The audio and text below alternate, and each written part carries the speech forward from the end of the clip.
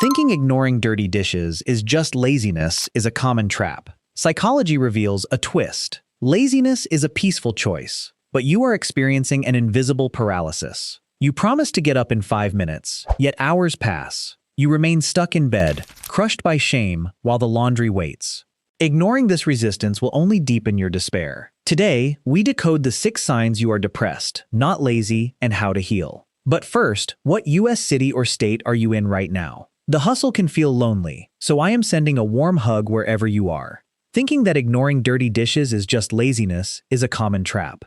Psychology reveals a twist. Laziness is a peaceful choice, but you are trapped in an invisible paralysis. You promise to get up in 5 minutes, yet hours pass, leaving you stuck in bed, crushed by shame. Ignoring this will only deepen your despair. Today, we decode the 6 signs you are depressed, not lazy, and how to heal. But first, what US city or state are you in right now? The hustle can feel lonely, so I am sending a warm hug wherever you are. There are days when you know exactly what needs to be done, yet your body refuses to cooperate. The laundry is waiting. Emails are unanswered. The dishes have been sitting in the sink since yesterday. You tell yourself that in 5 minutes you will get up. Then 5 minutes becomes 30. 30 minutes becomes 2 hours. By the time the day disappears, you are still in the same place, carrying a growing weight of shame. From the outside, this may look like laziness. You may even call it laziness yourself. You may say that you lack discipline, that you are wasting your life, or that everyone else seems capable of doing ordinary things that feel impossible for you. But deep inside, something does not feel right. You are not enjoying the rest. You are not choosing peace. You are trapped inside an invisible resistance you cannot explain. That distinction matters, because laziness and depression can look similar from a distance while feeling completely different from the inside. Laziness is usually a temporary decision to avoid effort. Depression can take away the energy, motivation, concentration, and emotional strength required to act at all. This is not a diagnosis, and no single sign can tell you with certainty that you are depressed. But if several of these 6 signs feel painfully familiar, it may be time to stop asking why you are not trying harder and start asking whether you are struggling with something that deserves real support. The first sign is that rest does not restore you. Ordinary tiredness usually has a reason. Maybe you worked too much, slept too little, cared for someone, or pushed your body beyond its limits. When you finally get enough sleep or step away from the pressure, some energy begins to return. You may still feel reluctant, but you can sense the battery slowly charging. Depression can feel different. You may sleep for 8 hours and wake up exhausted. You may spend the weekend doing almost nothing and still feel as though you have been carrying something heavy for miles. Even simple tasks can create an internal wall. Taking a shower feels like a project. Making food feels complicated. Answering a message feels emotionally expensive. You may lie down because you feel depleted, but lying down does not bring relief.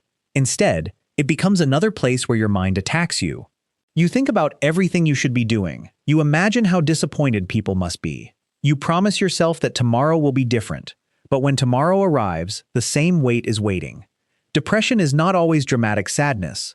Sometimes it is a deep state of freezing. Your mind may know what to do, but your body does not respond with the energy needed to do it. You are stuck between intention and action, watching the distance between them grow. The second sign is that you are losing connection with things that once made you feel alive. Maybe you used to love music, but now every song feels flat. Maybe you enjoyed cooking, exercising, gaming, reading, seeing friends, walking your dog, or watching a favorite show. These things once gave your day texture. They offered moments of pleasure, comfort, identity, or escape. Then something changed. You still remember that you used to love them, but the feeling itself is gone. A friend invites you out, and instead of excitement, you feel pressure. A hobby waits for you in the corner, but touching it feels like another obligation. Even when you force yourself to participate, you may feel as though you are watching your own life from behind thick glass. This loss of pleasure is often called anhedonia. In everyday language, it means that the part of you that once responded to joy has become quiet. It does not mean you are ungrateful, boring, or uncaring. It may mean that your emotional system is struggling to access reward, interest, and connection. Laziness usually does not erase desire. A person may avoid cleaning but still enjoy dinner with friends. They may postpone work but become energized by a favorite hobby. Depression can spread more widely. It does not only make difficult things feel hard, it can make beautiful things feel distant. That is often one of the most frightening parts. You may wonder whether this empty version of you is your real personality. You may believe that you have changed permanently, that nothing will ever reach you again, or that you are incapable of happiness. But numbness is not proof that joy is gone forever. It is a signal that something inside you may be overwhelmed, depleted, or hurting. The fact that you miss who you used to be means that part of you is still there. It may be quiet. It may be buried under exhaustion. But it has not disappeared. The danger begins when you judge these symptoms as moral failures. Every day you call yourself lazy, weak, selfish, or useless. The pain becomes heavier. You are no longer only struggling to function. You are also fighting the belief that your struggle makes you a bad person. It does not. Sometimes the first step toward healing is not becoming productive. Sometimes it is recognizing that the inability to move may be a message, not a character flaw. Your mind and body may not be asking for more criticism. They may be asking to be understood. The third sign is that there may be no clear reason for what you are feeling. Laziness is often connected to something specific. You may avoid a task because it is boring, difficult, uncomfortable, or unrewarding. You may procrastinate because you are afraid of failing, because you would rather do something easier, or because you simply do not want to spend your energy that way. Depression does not always follow that logic. Sometimes it arrives like fog. Nothing terrible happened that morning. No one said anything cruel. Your life may even look stable from the outside. Yet you wake up with a heaviness you cannot explain. The room feels darker, even when sunlight is coming through the window. The future feels exhausting before the day has even begun. This can be especially confusing when you believe you have no right to feel depressed. You may have a job, a home, people who care about you, or opportunities that others would be grateful to have. You look at your life and ask, what is wrong with me? Why can I not appreciate any of this? But emotional suffering does not always require a dramatic event. Depression can be influenced by many factors, including prolonged stress, isolation, grief, trauma, physical health, changes in the brain and body, or years of emotions that were never given a safe place to exist. Sometimes your mind has been surviving for so long that it finally becomes exhausted. The collapse appears sudden, but the burden may have been accumulating quietly for years. Perhaps you have been the responsible one in your family. The person who keeps working, keeps answering, keeps helping, and never creates problems for anyone else. You learned to function through disappointment. You smiled when you were hurt. You said you were fine because explaining the truth felt too complicated. Then one day, you could no longer force yourself forward. That does not mean you suddenly became lazy. It may mean that the survival system you depended on has reached its limit. The fourth sign is that your inactivity is followed by intense guilt and self-hatred. A person who is simply choosing to be lazy may enjoy avoiding responsibility, at least temporarily.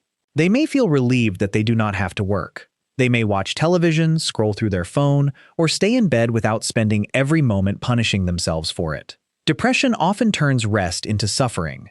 You may be physically still while your mind is filled with accusations.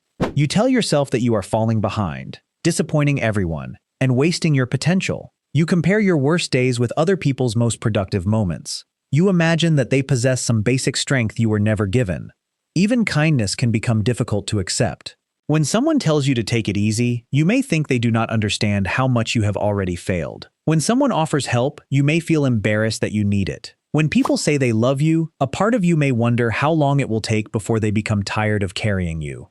This is not the peaceful avoidance of effort. It is an internal punishment that continues even when no one else is judging you. You may begin using productivity as evidence of your worth. On the days you accomplish something, you temporarily feel acceptable. On the days you cannot, you feel almost inhuman. You stop saying, I am struggling today, and start saying, I am a failure. But a difficult day is not an identity. Depression speaks in absolute language. It says you always ruin things. You never finish anything. Everyone would be better without your problems. Nothing will change. These thoughts can feel like honest conclusions, but they are often symptoms shaped by pain. When the mind is depressed, it does not simply observe your life. It interprets everything through the darkest possible lens. A missed call becomes proof that nobody cares. An unfinished task becomes proof that you are incapable. One tired week becomes evidence that your entire future is hopeless. The fifth sign is that your ability to function is beginning to decline. This is where the difference between ordinary avoidance and depression becomes harder to ignore. The problem no longer affects only one unpleasant task. It begins spreading into different areas of your life. Your work may suffer because concentration feels impossible. You read the same paragraph repeatedly but cannot absorb it. You forget appointments, miss deadlines, or stare at the screen while your thoughts move slowly through your mind. Your relationships may begin to change. Messages remain unanswered, not because you do not care, but because you cannot find the emotional energy to respond. You cancel plans because the idea of being seen feels overwhelming. You withdraw from people you love, then feel hurt when the distance between you grows. Personal care may also become difficult. Brushing your teeth, changing your clothes, washing your hair, cleaning your room, or preparing a proper meal can feel strangely demanding. You know these tasks are small. That knowledge may make the shame even worse. You ask yourself how other people manage them without thinking. You wonder why everyday life feels like a series of mountains. This decline is not happening because you want your life to fall apart. In fact, watching it happen may terrify you. You may desperately want to return to the person who could manage responsibilities, make decisions, and take care of basic needs. But desire alone does not always restore function. Imagine trying to drive a car while the engine is failing. Pressing harder on the accelerator does not repair what is broken. It may only create more strain. In the same way, repeatedly ordering yourself to work harder may not resolve depression. It can leave you more exhausted and ashamed. When functioning begins to collapse, the question should no longer be, "Why am I so lazy?" A more compassionate question is, "What is making ordinary life so difficult for me right now?" That question does not excuse every responsibility. It does something more useful. It opens the possibility that your struggle has a cause, that support may exist, and that your current condition is not a final verdict on who you are. The sixth sign is that ordinary motivation strategies do not seem to reach you anymore. When someone is dealing with temporary laziness or procrastination, small changes can often help. A deadline creates urgency. A clear to-do list reduces confusion. A good night's sleep restores energy. An encouraging conversation, a new routine, or a short motivational video may be enough to help that person begin. But when you are depressed, these tools can feel strangely powerless. You write a list, but looking at it makes you feel more overwhelmed. You divide a task into smaller steps, yet even the first step feels unreachable. You listen to someone tell you that successful people simply stay disciplined, and instead of becoming inspired, you feel even more defective. You already know what you should do. You may have read the advice, downloaded the apps, bought the planner, set the alarm, cleaned your workspace, and promised yourself that this week would be different. You may have watched hours of content about habits, routines, confidence, and personal growth. The problem is not always a lack of information. Sometimes you do not need another system. You need support for the pain that is making every system difficult to use. This is why depression can become such a cruel cycle. You try a productivity method. It does not work. You assume the failure proves that you are undisciplined.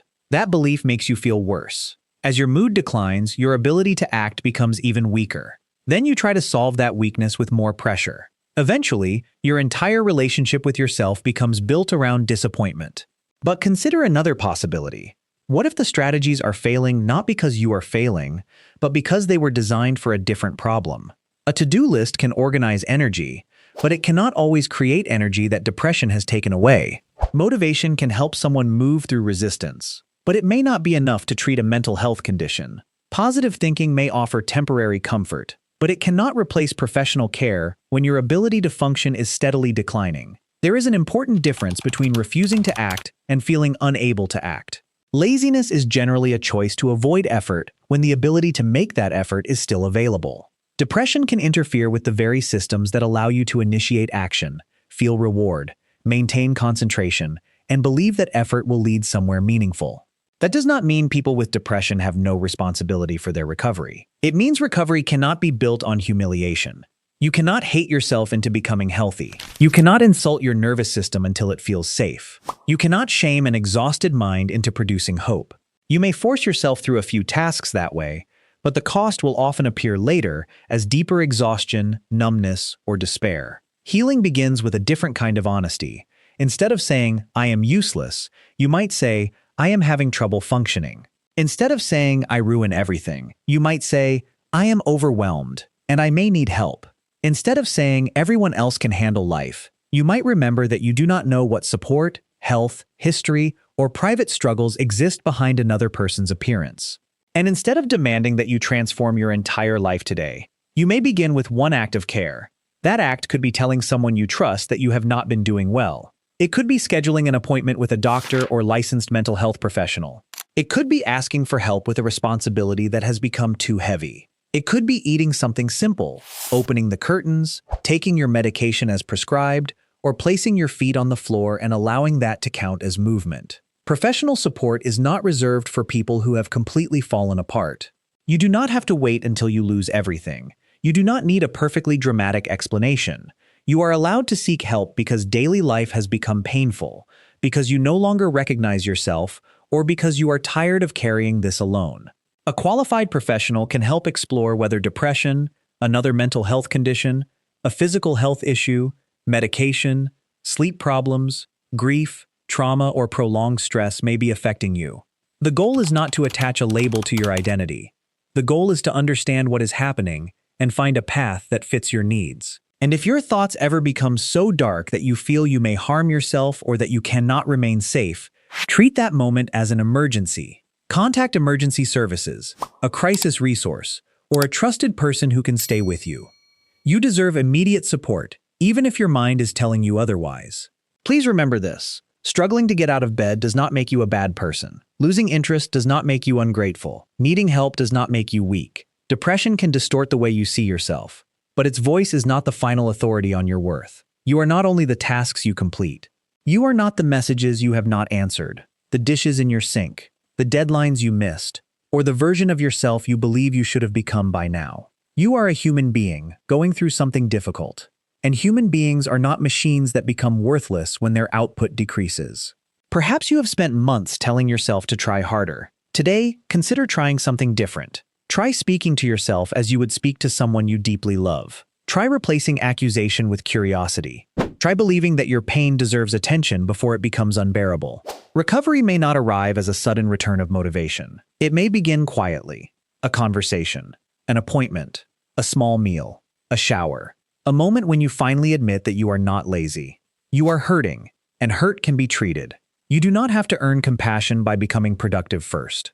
You do not have to prove that your suffering is severe enough. You only have to recognize that you deserve support in the condition you are in right now. If these 6 signs felt familiar, consider sharing your experience in the comments. Your words may help someone else realize that they are not alone. And subscribe if you would like more conversations that treat mental health with honesty, dignity, and compassion. For today, let this be enough. You are not a failure for struggling. You are not weak for needing help. And you are not lazy simply because your mind has been carrying more than anyone can see.